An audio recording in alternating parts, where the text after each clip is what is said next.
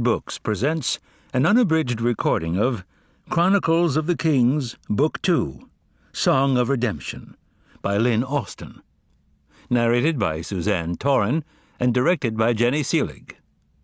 Recorded Books Inspirational is an imprint dedicated to stories of faith and the human spirit. This book is copyrighted 2005 by Lynn Austin. This recording is copyrighted 2005 by Recorded Books. Shortly after King Solomon's death in 931 BC, the Promised Land split into two separate kingdoms. Israel, the larger nation to the north, set up its capital in Samaria and was no longer governed by a descendant of King David.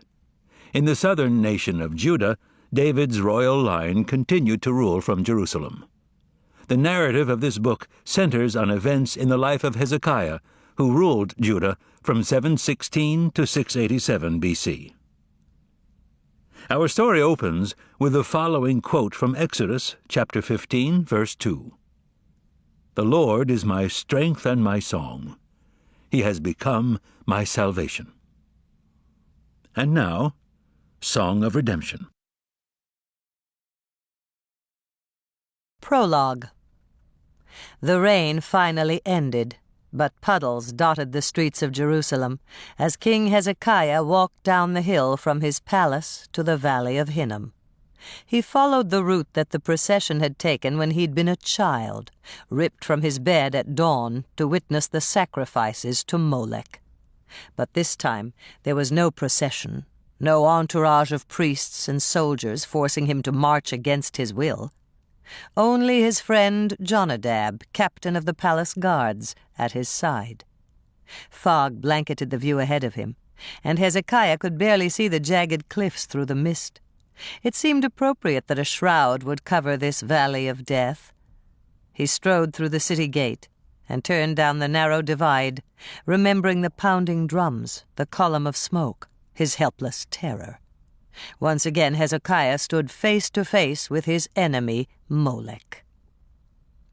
The monster seemed smaller than Hezekiah remembered, the brass idol dull and cold now that the flames had been quenched. Raindrops dripped from Molech's face as he gazed down from his throne. His soot-smudged belly stood empty, his gaping mouth mute.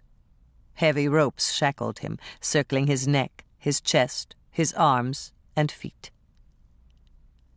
"It seems unbelievable that anyone would worship this thing," Hezekiah said, "much less sacrifice their children to it."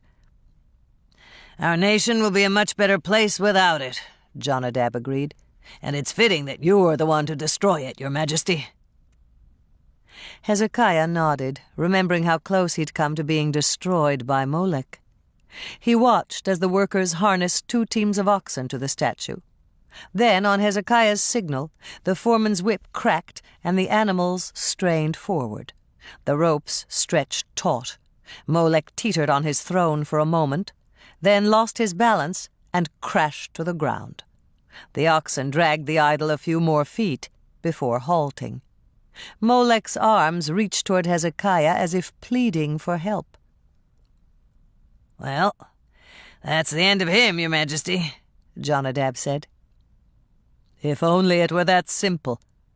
Hezekiah remembered his brothers, Eliab and Amariah, who had been burned alive, and he felt no victory over his fallen enemy.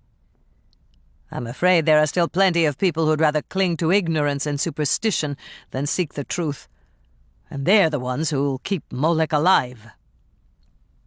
"You think people will still sacrifice their children now that the statue's gone?" Hezekiah nodded. "I'm certain they will. Only now they'll do it in secret. You'll need to warn the guards at the valley gate to watch this place after dark, Jonadab. It's been used for child sacrifice for centuries, even before they made this cursed thing." "And if we catch someone sacrificing here?" Jonadab asked quietly. "Bring them to me at once." Hezekiah watched in silence as the workers untied the ropes. Jonadab gestured to the fallen idol. "What do you want us to do with it, Your Majesty?" he asked. "Smash it into pieces. Melt it down and forge weapons from it. Swords, spears, arrowheads, shields, fill the armory with them. Someday, I'll have an army again. And you'll lead them, General Jonadab."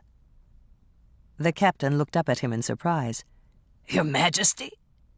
"I'm promoting you to General."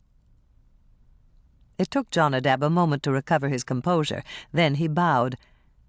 "Thank you. I'm honored, Your Majesty." The wind lifted a funnel of soot and ash into the air as Hezekiah walked closer to the empty fire pit. "Our nation's guilt is very great," he said softly. "I don't know how God can ever forgive us for all the innocent blood we've shed in this place." For a moment no one spoke. The workmen waited in reverent silence. "Seems like we should say a prayer or something, doesn't it?" To keep listening to this audiobook, I've left you a link in the description so you can do it, at no cost thanks to Audible's 30-day free trial.